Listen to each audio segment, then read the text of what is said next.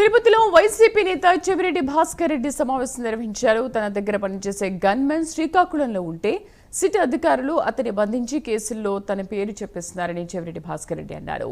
Yalamanda minor బాలిక అత్యాచార ఘటనలో బాధితురాలికి అండగా ఉంటే తనపై పోక్సో చట్టం కింద కేసు పెట్టారని తెలిపారు.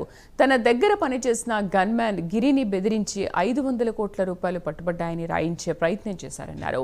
తన పర్సనల్ సెక్యూరిటీ కొలి శ్రీనివాస్ అనే వ్యక్తిని బెదిరించి వాళ్ళు చెప్పినట్లు వాంగ్మూలం తీసుకున్నారని చెవిరెడ్డి భాస్కర్ రెడ్డి ఆరోపించారు. చిన్న చిన్న ప్రాణాలు ఇబ్బంది పెట్టకండి.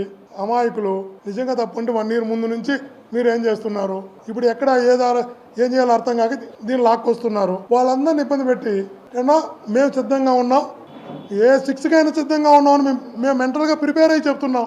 కానీ అయినా మీరు ఇబ్బంది పెడితే జరగబోయేది కూడా చెప్తున్నా. పోక్సో కేసులు అట్లాగే పెట్టారు. ఆ తండ్రి చేత కేసు పెట్టించి నన్ను అరెస్ట్ చేద్దామన్నారు. ఆ తండ్రి ప్రెస్ ముందర చెప్పాడు, కోర్టు ముందరికి వెళ్ళి కోర్టులో రిట్ వేసి అప్పుడు పెట్టి దాఖలు చేశాడు. నా దగ్గర పోలీసులు తప్పుడు కేసు పెట్టించి నాకు సాయం చేసిన వ్యక్తి పైనే నా చేత పోక్సో కేసు పెట్టించారు. రేపు మీరు ఇబ్బంది పెడతారు, పిల్లల్ని తీసుకెళ్ళండి. ఇక్కడ మీ కానిస్టేబుల్ కాబట్టి ఈ ప్రభుత్వం ఉన్నంతకాలం ఏం మాట్లాడలేకపోవచ్చు. ఈ ప్రభుత్వం అయిన తర్వాత ఎట్లా అతను వస్తాడు, రోడ్డు పైకి వచ్చి కోర్టు దగ్గరకు వస్తాడు. కానీ ఈ రోజు ఉన్న ఈ పిఏలో డ్రైవర్లో ఫ్రెండ్స్ వీళ్ళేం గవర్నమెంట్ ఎంప్లాయీస్ కాదు కదా.